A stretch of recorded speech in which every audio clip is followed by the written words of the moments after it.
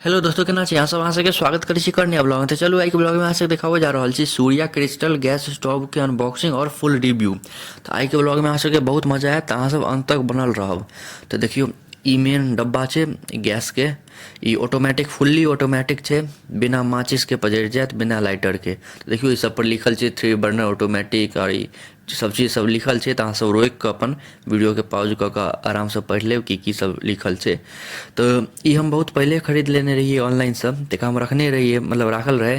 तो आब हम सब सोचलिए जे एकरा अथी किचन में फिटिंग कऽ दिए, तो दिन विन सब तक केलिए। तो फिटिंग करऽ से पहले हम सोचलू जे अहूँ सबके अनबॉक्सिंग कऽ के दिखा दी जे एहिमे डब्बा सबमे की सब छै।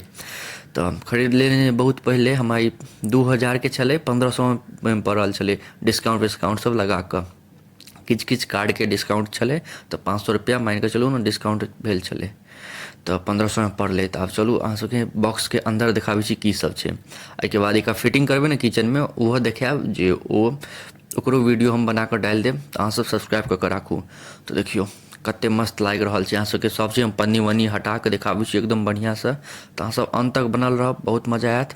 एनाही अहाँ सब लाइक सब्सक्राइब सब कऽ के राखू जे वीडियो अहाँ सबके पास सबसे पहले अहाँ सबके पास पहुँच जाए।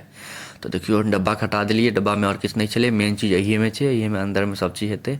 आब चलू पन्नी वन्नी के हटाबै छी, सब चीज हटा कऽ अहाँ सबके बढ़िया से देखाबै छी। तो देखियो अब सबसे पहले अकेला छी, अकेला में बड़ी दिक्कत होइ छै। सबसे पहले फोम के हटाबै छी, दुनू साइड से फोम सब छलै। ठीक, ई गिलासो एक नंबर छै, एकरा एम्हर धरऽ दिअ। ये देखियो गिलासो एक नंबर लागि रहल छै, एक नंबर गिलास छै। तो चलो एकरा निकालै छी।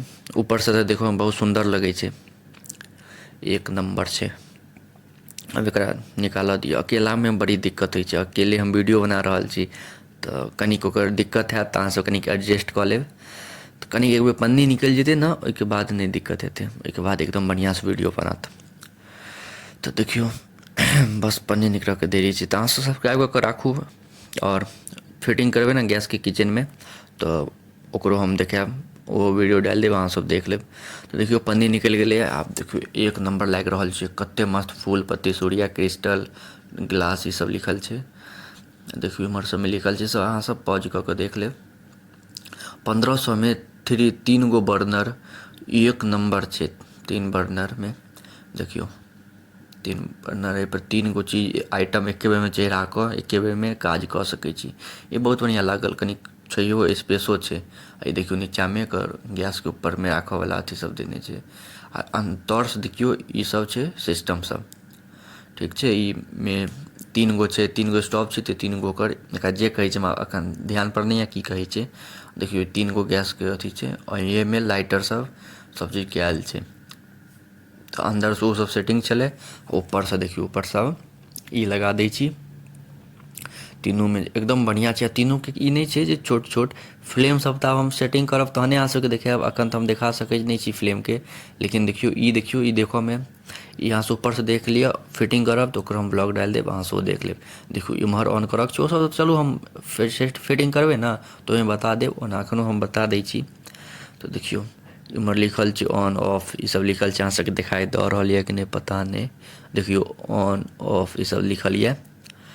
तो ई सब हम सब चीज बता देब जखन फिटिंग हैत ना, तहन एकदम बढ़िया से बता देब जे केना ऑन होइ छै, केना ऑफ होइ छै। एहिमे अगर ई लाइटर वाला खराब भऽ गेलै तऽ अहाँ सब खुद माचिस या लाइटरो सब पजारि सकै छी। अखन तो बस ऑन करबै पजरि जायत गैस, नहीं लाइटर नहीं माचिस किछो के जरूरत नहीं पड़त। बस अब ई लगा दियौ। देखियो इहो सब बढ़िया छै, एकदम ऊँच ऊँच छै, जे बहुत सुंदर छै। ई सब लोहा के छै, एकदम जे छै एकदम सॉलिड छै, कोनो कमजोर नहीं छै, एक नंबर छै। हमरा लागल सस्ता में दऽ रहल छै तऽ किछु खराबी नहीं होई, लेकिन बहुत सुंदर छै, बहुत नीक लागल हमरा तऽ। बुझियौ ने 1500 में, ओना 2000 दाम छै। अहाँके अगर किछु डिस्काउंट सब कूपन सब हैत तो ओहिसँ मिल जायत। इम्हर पाइप लगतै, सब चीज हम सेटिंग कऽ के देखायब अगला ब्लॉग में। अगला ब्लॉग आयत, जल्द से जल्द आबि जायत, अहाँ सब सब्सक्राइब कऽ के राखू। तो जल्द से जल्द एतै, ओकर हम दिन तका लेने छियै फिटिंग करऽ के, वो जल्द से जल्द एतै। तो अहाँ सब बतायब अहाँ सबके केहन लागल।